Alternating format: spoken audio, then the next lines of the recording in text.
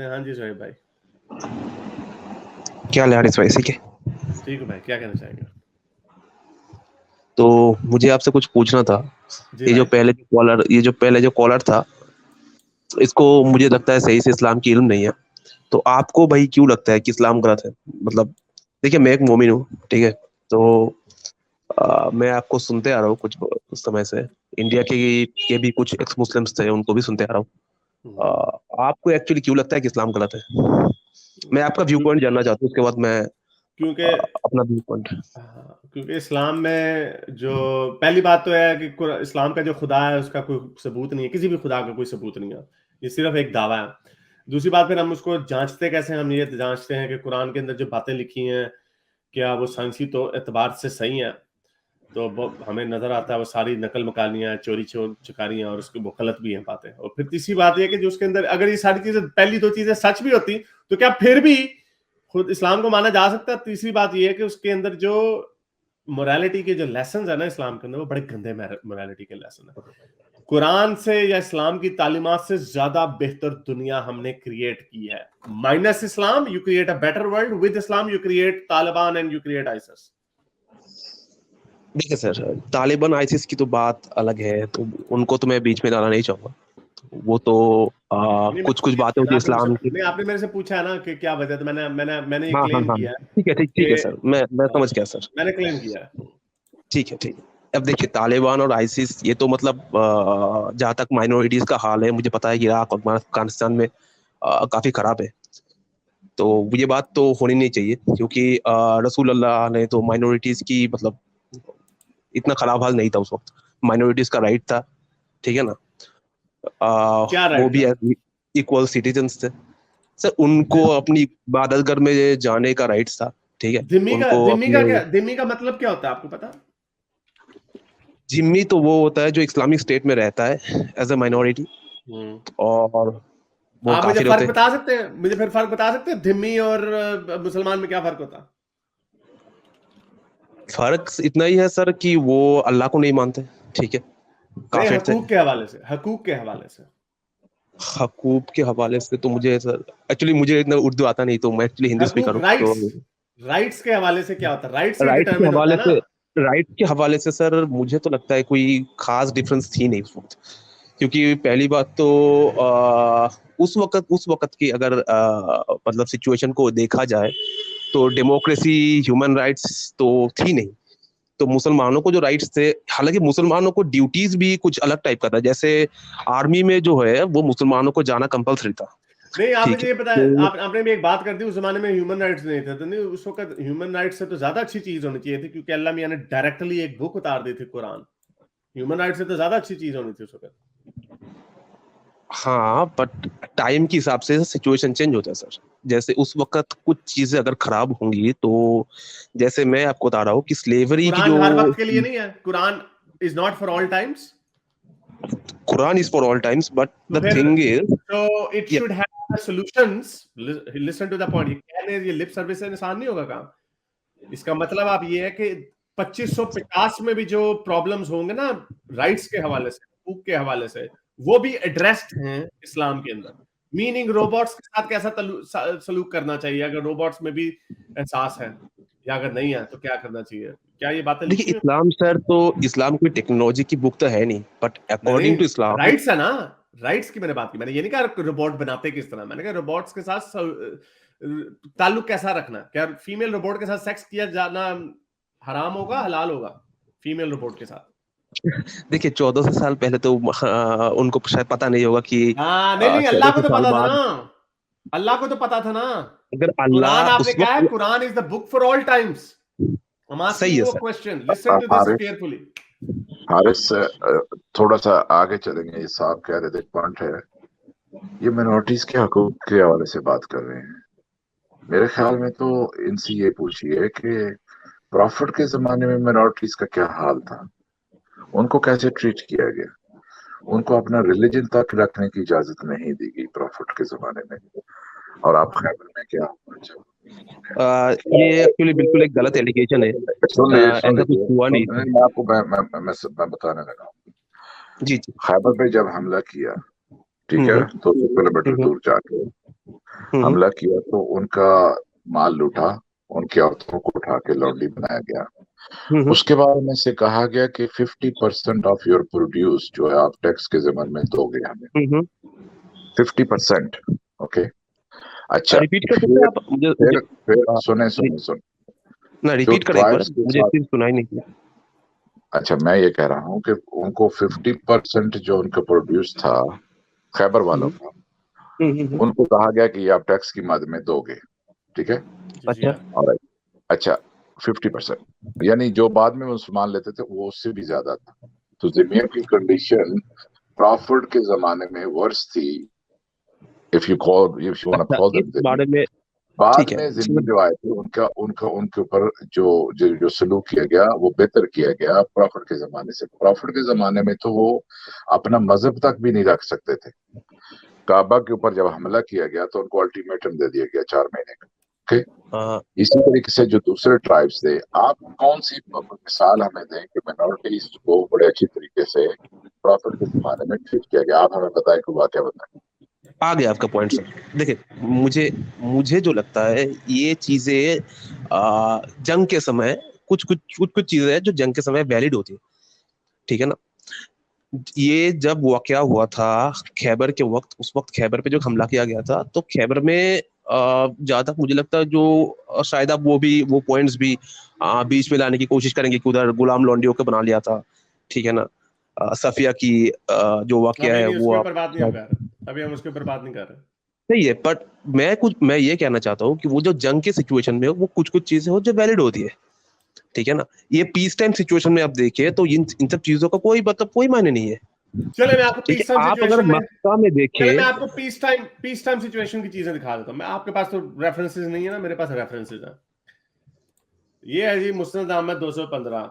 उमर ने फरमाया कि मैंने रसूल अल्लाह से सुना कि अगर मैं जिंदा रहा तो मैं यहूदियों और क्रिश्चियनों को पूरे अरब से निकाल दूंगा, अगर मैं जिंदा रहा इंशाल्लाह। ये ऐसे है, अगर आज मोदी जी कह दें अगर मैं जिंदा रहा तो मैं इंडिया से सारे मुसलमानों को निकाल दूंगा, पूरी तूफान मच जाएगा। ये आपके हजरत उमर फरमा रहे हैं। ओके, ये सही हदीस है। अच्छा, यहाँ पे जामिया तिरमिज़ी क्या कह रही है? रसूल उमर बिन खत्ताब ने कहा मैंने अल्लाह मियां से सुना, रसूल अल्लाह से सुना कि अगर मैं जिंदा रहा तो मैं यहूदियों और क्रिश्चियनों को अरब से निकाल दूंगा। ओके, वन, अभी मैं आपको और दिखाता हूँ, ठहरे। आप पीस टाइम की बात कर रहे हैं ना, आपके हजरत उमर और क्या कहते हैं? ये है जी तफसीर इब्न कसीर है, वॉल्यूम 3 है, पेज नंबर 204 है। इसमें हजरत उमर ने फरमाया Abu Musa al Ashari to send him one sheet of balance the count of what he took in what he spend. यानी उसने खतोखत वो अकाउंटेंसी के लिए उमर ने अबू मूसा को बुलाया कि मुझे कोई बंदा ला के दे दो, तो उसने एक बंदा ला के दे दिया। उमर लेकिन वो क्रिश्चियन था, उसे नहीं पता था। Abu Musa then had a Christian scribe, यानी लिखत पढ़त वाला, वो क्रिश्चियन था, and he was able to comply with Umar's demand. Umar को पसंद आया, हजरत उमर को पसंद आया जो उसने देखा कि वो स्क्राइब अच्छा है, अच्छे काम करता है। लेकिन फिर जब उमर को पता चला कि ये तो, उमर ने सवाल क्या पूछा? उमर ने कहा इज ही नॉट प्योर? क्या ये साफ आदमी नहीं है? जैसे Pakistan the land of the pure, right? क्या ये प्योर नहीं है? अबू मूसा ने कहा नहीं, ये क्रिश्चियन है। तो उमर ने उसको डांटा और poked my thigh with his finger, उसकी टांग पे उंगली बड़ी जोर से मारी कि इसको यहां से निकाल दो मदीने से।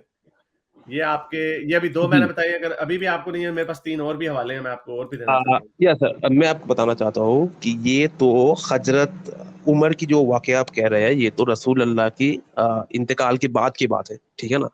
मैं रसूल पहले अल्लाह तो का भी, हजरत उमर ने कहा मैंने रसूल अल्लाह से सुना कि अगर मैं जिंदा रहा तो मैं यहूदी क्रिश्चियनों को निकाल दूंगा यहाँ से। हजरत उमर के भी कारनामे मैं आपको हजरत रसूल अल्लाह के भी कारनामे दिखा देता हूँ अगर आप कहते हैं। रसूल अल्लाह ने, या शायद उमर ये को बात ट्रक के नीचे नहीं फेंकना। शायद अपने डेथ बेड में, मतलब आखिरी समय में शायद ये सब कुछ बातें कही होगी, क्योंकि उस वक्त जो उनका एक्सपीरियंस था काफिरों के साथ उनका जो, आखिरी समय में पागल हो गए थे वो। फिर इसका मतलब आप ये कहना चाह रहे हैं कैसे मुसलमान है? मैं आपको बता रहा हूँ सर। देखिए, उस वक्त तो कुरान मतलब कंप्लीट हो चुका था, ठीक है। उनके ऊपर से कोई आयत तो नाजिल नहीं हो रहे थे, मतलब वो एक आम इंसान थे, पहली बात। और दूसरी बात यह है कि सर काफिरों के साथ उनका जो एक्सपीरियंस था रसूल अल्लाह सल्लल्लाहु अलैहि वसल्लम का, उनका काफी खराब था, ठीक है। तो उस वजह से शायद ह्यूमन इमोशन जो होता है ना, तो शायद उनकी वजह से हम अच्छा चले अगर आगे। ये आ गया पॉइंट आपका, बड़ा भोंडा पॉइंट है वैसे, आपने रसूलुल्लाह और हजरत उमर को ट्रक के नीचे फेंक दिया, बड़ा ही भोंडा काम है, लेकिन चले फिर मैं आपको ये बात बताता हूँ। फिर आपने जो कहा ना इस्लाम से तुम्हें प्रॉब्लम क्या है, मैं इतनी तकलीफों में क्यों पढ़ूं यार, रसूलुल्लाह के दिमाग में कुछ हो गया होगा, उनका एक्सपीरियंस बुरा हो गया होगा, मैं इतने चक्रों में क्यों ना पढ़ूं, मैं ये क्यों ना कह दूं कि ये एक 7वीं सदी का इंसान था, उसने अपने हिसाब से, जो आप पहले वाले कॉलर को कह रहे थे ना उसको इस्लाम का नहीं पता, sorry to say you were not aware, you were not educated about these things either, और आपका भी वही मसला, और आपने भी इस्लाम को डिटेल से नहीं पढ़ा।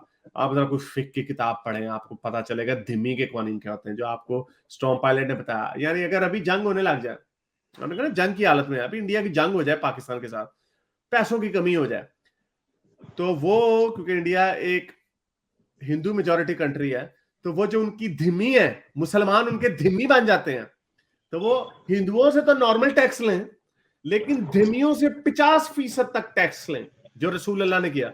आपकी लॉजिक के मुताबिक यार जंग की हालत में ऐसा हो जाता होता भाई, धिम्मी का मतलब ये होता है कि तुमसे हमने जो जिजिया लेना है ना, जिजिया की कुरान में कोई नहीं शराबत टैक्स, जो ज़कात है ना वो 2.5 है ना, धिम्मी के ऊपर कोई नहीं है। और रसूल अल्लाह ने इसका खूब फायदा उठाया। जाहिर बात है रसूल अल्लाह रूल्स बनाने वाले थे। तो ये जो आपने शुरू में मुझसे पूछा था ना कि भाई आपको क्या प्रॉब्लम है इस्लाम से, तो ये जो आप जो बहानेबाजी मार रहे हैं, आप कह रहे हैं यार शायद ऐसे हो गया होगा, वैसे हो गया, हमें ये करने की जरूरत नहीं है। हमें साफ पता चल रहा है एक बंदा है, 7वीं सदी का आदमी है, उसने दावा किया है। ये ज्यादा करीब नहीं हो सकता कि एक बंदे ने दावा किया कि हाँ जी मुझे ऊपर से आयतें उयतें आ रही हैं, तो चलो जी ये आयतें भी कैसी आ रही हैं, मैं आपके सामने पूरा फोल्डर खोल के बैठ जाता हूँ अभी कि रसूल अल्लाह किस तरह बैठे बैठाए चीजें बनाते होते थे, बैठे बैठाए। तो मेरे भाई आप इसको जरा ओपन माइंड से कर, जब आप इसको सोचेंगे ना, जब आपको ये लगेगा कि दोनों में से क्या चीज मुमकिन है, ये बंदे की कहानियां या ये बंदा वाकई ये बातें ना बड़ी जबरदस्त बातें हैं, सॉरी टू से ऐसी कोई बात नहीं है। Have the last word, I need to move on. ठीक है सर, मुझे आपका पॉइंट आ गया, सही है।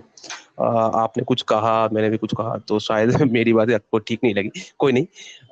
लेकिन जहाँ तक आपकी पॉइंट्स की बात है, मैं जरूर उन पे रिसर्च करूंगा कि आपने मतलब कुछ एलिगेशंस दिए उमर रदी अल्लाह तआला अन्हु के ऊपर। आज वैसे मुझे उमर रदी अल्लाह तआला अन्हु के ऊपर कुछ खास तो पता नहीं है, जो उनके ऊपर मेरे खिलाफत की जो कहानी है मैंने कुछ खास इंटरेस्ट के साथ पढ़ा नहीं है। अबू बकर रदी अल्लाह तआला अन्हु की मैंने मतलब उनके इंतकाल के बाद मैंने वो सब खत्म कर दिया, क्योंकि आखिर में वो जो अली रदी अल्लाह तआला अन्हु के जो उनके जो कातिल हुआ था, मतलब उनका जो मतलब उनको जो मर्डर किया गया था, तो उस वक्त चले वो मैं सब आपको फिर ध्यान में आपको रखते हजरत थे। मोहम्मद के भी कारनामे फिर बता देता हूँ। तो ये तो चले, एक वो है ना, आपने हजरत उमर समझा ना, वो हजरत उमर नहीं है, वो हजरत मोहम्मद नहीं कहा है कि हजरत उमर कह रहे हैं, मैंने हजरत उमर के मुंह से सुना, हजरत उमर कह रहे हैं मैंने हजरत मोहम्मद के मुंह से सुना कि अगर मैं जिंदा रहा तो मैं इनको निकाल दूंगा यहाँ से, जी यहूदियों और क्रिश्चियनों को। एक बड़ा मशहूर ये सुनन अबी दाऊद की हसन हदीस है, 3176 या आप इसको कह सकते हैं कि यार ये तो वो है थियोलॉजिकल है, लेकिन मैं आपको और भी हजरत मोहम्मद के कारनामे बता देता हूँ। रसूल अल्लाह ने फरमाया, एक दफा खड़े हुए थे और नमाज जनाजा में अदा कर रहे थे, until the corpse was placed in the, जब तक वो कब्र को में उतार दिया गया उसको, डेड बॉडी को। तो एक यहूदी पास से गुजरा, उसने कहा हैं आप भी खड़े हैं, इस तरह तो हम भी खड़े होते हैं। तो रसूल अल्लाह बैठ के नीचे फौरन ही, यानी वो पहले खड़े हुए थे फिर वो बैठ के, कहते जो यहूदी करते हैं ना उससे ऑपोजिट किया करो जो भी काम करना तुमने। तो ये यानी चले, ये तो एक कॉमेडी सी बात है ना, वो खड़ा हुआ था, वो उसने देखा है मेरा दुश्मन बैठ के काम करता है, वो भी खड़ा होके करता है, चलो मैं बैठ जाता हूँ। ये जी अच्छा, ये तो सर आपका व्यू पॉइंट हो गया, ये मतलब देखे वो ना, ये मेरा व्यू पॉइंट नहीं, ये वजह हदीसें से। हैं भाई, ये हदीस है, ये आपकी किताबें, ये मेरी नहीं है। रसूल अल्लाह ने फरमाया कि यहूदी और क्रिश्चियन जो है वो अपनी डाई नहीं करते अपने बालों को, तो तुम भी, तो तुम वो जो करते हैं ना उनसे ऑपोजिट काम किया करो। तो ये है कहानी इसके पीछे।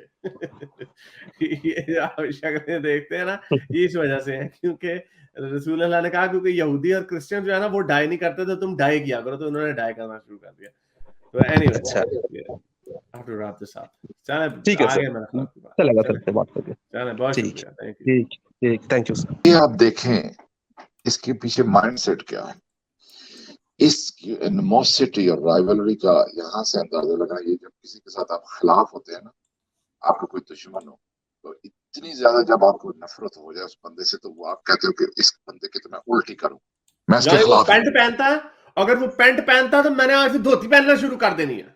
ये इस बात ये छोटी सी आपको लग रही है, लेकिन ये बात हमें बहुत कुछ समझा रही है कि उस वक्त उस कॉन्टेक्स्ट में उनके दरमियान क्या चल रहा था। वो इस वजह से कि वो प्रॉफिटहुड को चैलेंज कर रहे थे, यहूदी चैलेंज कर रहे थे, इसलिए उनके साथ इतनी सख्त दुश्मनी और छोटे छोटे बहाने बनाकर जिस तरीके से उनको निकाला गया और मारा गया। मसला सारा थियोलॉजी का था, क्योंकि वो प्रॉफिट को मान नहीं रहे थे। और इसीलिए यानी आप अंदाजा लगाएं कि for the rest of the time to come आप वो एक्शन करोगे जिसकी असास, जिसकी बुनियाद इस बेस पे बनी है प्योर यहूदियों की दुश्मनी में। आप एक चीज कहते हो कि ये करो और बाद में आने वाले वही हरकत करते रहेंगे। Just imagine. हाँ, ये बात ठीक है आपकी। और ये इसको एक और मैं कुछ जेम्स ऑफ विजडम फिर मैं और भी शेयर कर दूं, जो यहूदियों के साथ बड़ा अच्छा जो सलूक किया जाता था कि ये बनु कुरैज़ा के मौके पर रसूल अल्लाह ने हसन को कहा कि अपनी नज़में लिखो और इनको गालियां दो, abuse them with your poems and Gabriel is with you. और जिब्राइल जो है वो तुम्हारे साथ है, यानी तुम्हें सपोर्ट कर रहा है, यानी अल्लाह का फरिश्ता भी साथ है कि यहूदियों को गावां कटवाना नहीं देना, इनकी माएँ बहनें एक करो इनकी।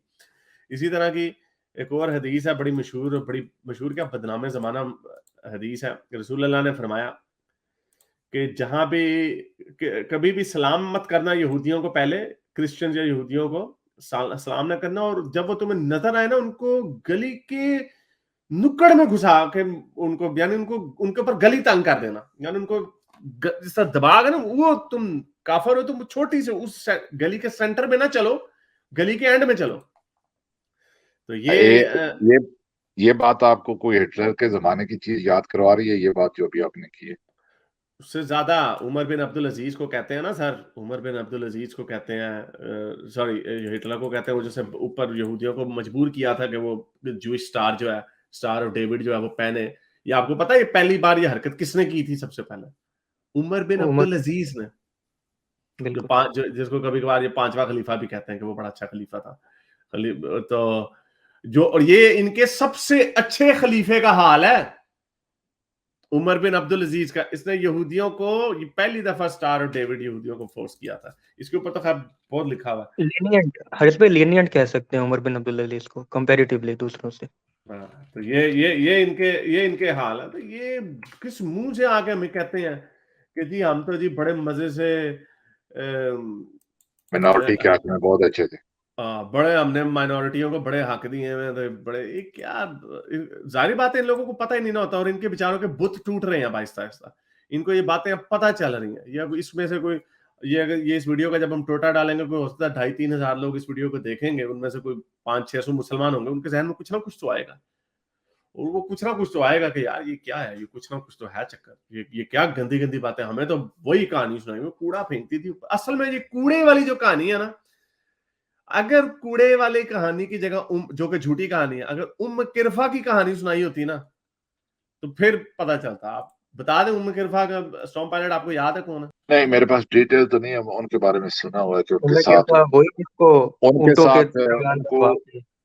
चिरवा दिया था। हाँ, उनको चिरवा दिया गया था। हाँ, उनको ऊंट से चिरवा दिया गया था। हरीश भाई इसमें एक छोटा सा पॉइंट है, ये जो अभी आप बात कर रहे थे कि हसन बिन साबित को कहा यहूदियों के खिलाफ नज़में लिखो, और जो अपने खिलाफ लिखती थी उसको तो मरवा दिया अस्मा बिन्त मरवान को। हाँ, इसके ऊपर पूरे जो ब्लास्फेमी की मेरी प्लेलिस्ट है उसके अंदर मैंने ये बनाई हुई है सारी, बल्कि 2-3 दफा इसका जिक्र किया हुआ। अस्मा बिन्त मरवान, नादिर इब्न हारिथ, उकबा अबू वफाक, ये 4 लोगों का जिक्र। फिर वो गाने वाली औरतें हैं, उन सारों का हमने जिक्र किया हुआ है। ये तो कोई है नहीं मसला। ये पेज 664 है बल्कि किरफा का वाकया। तो खैर वो डिफरेंट है, वो माइनॉरिटीज में नहीं आता वो वाला हिस्सा। लेकिन चले, मेरे इस नेक काम को जारी रखने के लिए मुझे पेपैल या पेट्रियन पे जरूर सपोर्ट कीजिए, ताकि मैं अपना पैगाम ज्यादा से ज्यादा लोगों तक पहुंचा सकूं।